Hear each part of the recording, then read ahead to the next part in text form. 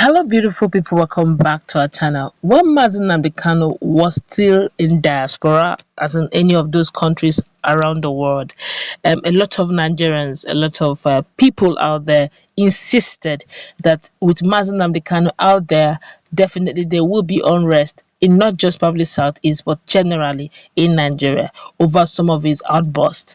But right now, Mazi Nnamdi Kanu is in Nigeria and is in DSS detention. A lot is still going on when it comes to the issue of insecurity, and UGM have not stopped at all. So the question is, what is going on? Who is behind it?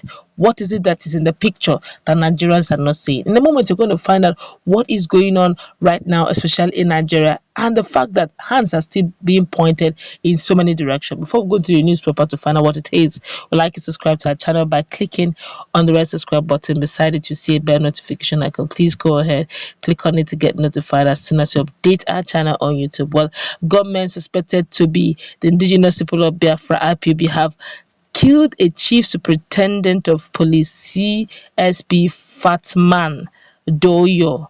Doyo, who was the divisional police officer for Omoma, Governor Hope Uzodinma's community in Oru East local government area of Imo State, was among those who tried to repel the attack.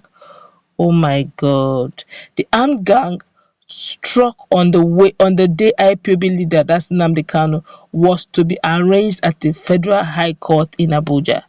The Department of State Services (DSS) did not produce him in court, according to the statement signed by the police public relations officer of Imo State, that CSP Mike Abatam. 6 of the gunmen were killed by the police while 11 were arrested. Abatam said the bandits in a convoy of 3 vehicles invaded the community but were repelled by police led by the area commander ACP Benjamin Abang. He said that the police were alerted when bandits were sighted moving in convoy in Omoma town. Abatam said the technical teams of the command immediately swung into action, ambushed and launched a surprise attack on the convoy of the bandits, which resulted to the neutralization of 6 of the bandits, while 11 of them were arrested to the station. Unfortunately, the divisional police officer, that CSP Fatman Doyo, paid the supreme price. The team later recovered the 3 vehicles abandoned by the bandits to the station, which includes 2 Toyota Highlander SUV vehicles with registration numbers ABIA, MBL, that's Abia State, MBL 517 at and Lagos JJJ 984EL respectively, and a milk-colored unregistered Lexus Jeep to the station. Presently, the command's technical teams and special forces led by ACP Evans E. Shem are combing the forest and bushes for possible arrest of the bandits that fled into the bush. The statement added, the suspected IPOB members had attacked the community earlier in the year. They had killed a security guard at the residence of Uzodinma and set the building on fire. For whatever reason, there's something unique about this that I noticed.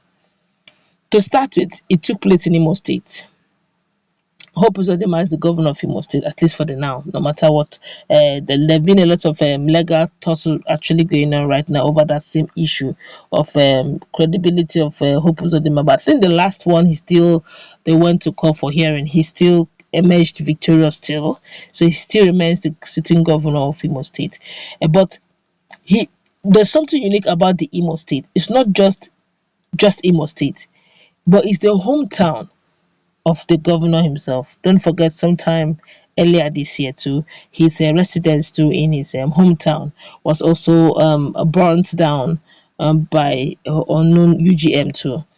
But this time around, the coincidences are becoming quite unique. A lot of persons are adding one or two together. Some persons have been saying that Mazi Nnamdi Kanu has been the one instigating UGM. But one thing I know for sure is the fact that in as much as he's in DSS custody, that's Mazi Nnamdi Kanu, I don't think he has access to phone calls. I don't think he even... It wasn't not just yesterday that Ifeanyi Ejiofor was complaining that they are not even giving them giving them the legal team, especially him, full access to see his client. That for 8 days now he has not been able to see his client, and they had to resolve that in the courtroom, where they're not giving them permission at least for himself, the legal team, and the siblings, or the relative, to be able to see him at least once or twice, or 3 times in a week, which is fair enough. Excuse me, which is fair enough for them. Right now, he's in DSS custody. The question is, how then is he able to command such an attack on the community of a sitting governor on the set day that he was supposed to be arraigned in court, even though he was not present in the court hearing? They had to adjourn the case to October, sometime in October, still the same 2021. Now, if he is not the one that instigated it, who did? I could also still remember earlier this year too, when this thing became very broad, very hot. I could still remember that Governor Hope Uzodinma said that this whole coordinated attack is actually politically driven, that it has a lot of political undertone. Don't forget that Governor Hope Uzodinma generally has stepped on so many toes when on his journey to becoming the governor of Imo State. Some for, some against, and even when it comes to the issue of Senate House, the been divided House, some for, also some against. So with Mazen Namdekano in detention, and yet this coordinated attack attempt over his hometown, a sitting governor's hometown, not just any kind of place, but his hometown, it speaks a lot of, could it be that just maybe Hope Uzodinma may be saying that this thing has more political undertone than still pointing fingers, although the report still pointed fingers at allegedly at IPOB members. But the question is, do they do such? Their leader, is it even, does he have access to any social media platform to begin to tell them go and do this, or not, or don't go and do this? So we need to look at this very critically. Right now, it's an eye opener to begin to look through. Let's remove sentiment. Let's through investigation be carried out. Thank God, according to the report, they said they have about 10 or 11 of them. Let them begin to ask questions. Just maybe the truth may begin to come. But let's find out, okay, what Nigerians are saying, because a lot of Nigerians are talking. This one here is saying, you never understand the plans we have in Biafra land.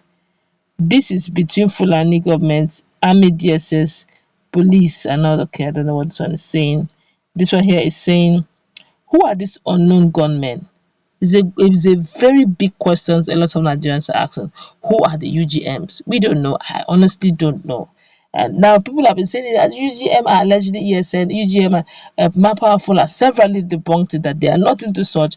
They're actually in the bushes, guarding the bushes. So since when they come into the town to be doing it? This one here is saying, you call them any name you like. They are moving on their own in their motherland.